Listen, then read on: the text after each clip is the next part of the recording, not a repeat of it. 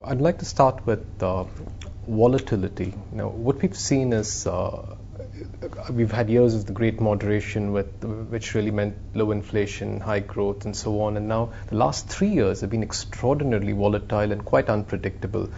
And if you were to juxtapose this volatility with the speed at which things are changing, including technology, how do you see the world evolving, or how do you see the world of business evolving over the next 5 or 10 years? Well, first, I think volatility is steady state. I have been saying for a very long period of time that business conditions driven by two phenomena, globalization on the one hand, creating integration and the rapid movement of people, goods, capital, and ideas, and technology on the other, making that movement almost costless and 24/7, 360, was going to drive the speed or velocity and amplitude of change as far as the eye can see. So this is progressing geometrically, and our ability to understand it sort of chugs behind linearly. And business in that context is breathlessly trying to catch up with what seems like a world continuously out of balance.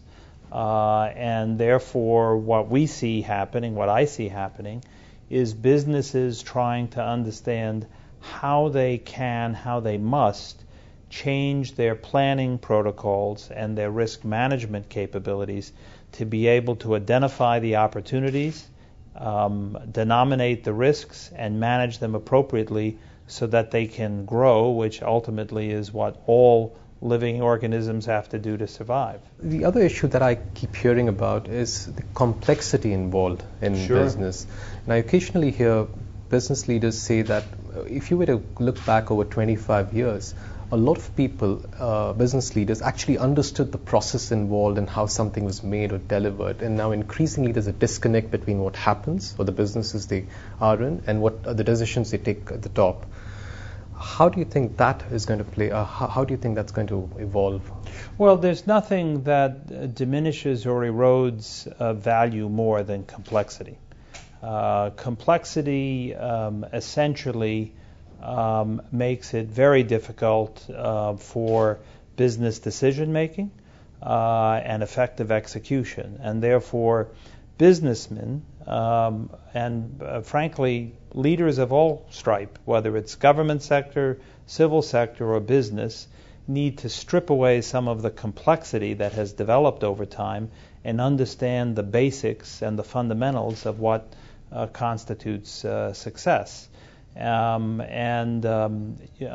other things, what we see is a trend of businesses all engaged in the process of now trying to reduce complexity in their organization to make their organization substantially more manageable. And complexity reduction, therefore, becomes an imperative in an era of increasing volumes of information and rapidly moving trends, which are characterized not just by complexity but also by paradox. So that the same things that seem to, for example, bring the world together and create integration also create a certain sense of pushback and centripetal force at work. I'd like to move to the political process. Now, one of the things that we've seen post-2008 is that the major economies are trying very hard to coordinate their actions. And if anything, that makes it more complex because each one has their own domestic... And it seems to become imperative to coordinate, without which they're going to face many more problems. How does the political process at a global level square off with the... Well, I think, Sanjeev, you put your finger on the Achilles tendon of global economic performance. Government must create an enabling environment for business in order for business to succeed. And business must be able to generate robust, sustainable growth to create the tax revenue which government needs in order to be able to deliver on the needs of its constituents. So there is a clear connect between the quality of government policy and the quality of business performance that has been ruptured over the course of the last few years with the dislocation of global economics, and more importantly, with the disruption of the bonds of trust between the public and private sector, between lender and borrower, between employer and employee, and that trust needs to be recreated. The problem with that fundamental problem that government and business have is what I would like to call the asymmetry of time and space.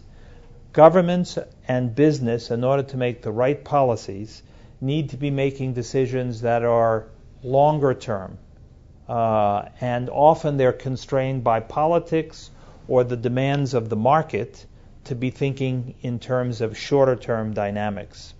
And secondly, all of the processes which create opportunity and also generate risk are by definition cross-border, so they must be thinking and acting and behaving in coordination cross-border, but yet the constraints again of both how governments and businesses operate often keep one bound within one's geographic boundaries. And that asymmetry of time and space fundamentally challenges the ability of both institutions to be able to do the right thing and ultimately to be able to reinforce their mutual advantage and the need for them to reinforce the ability of each other to succeed. Thank you very much. That was very enlightening.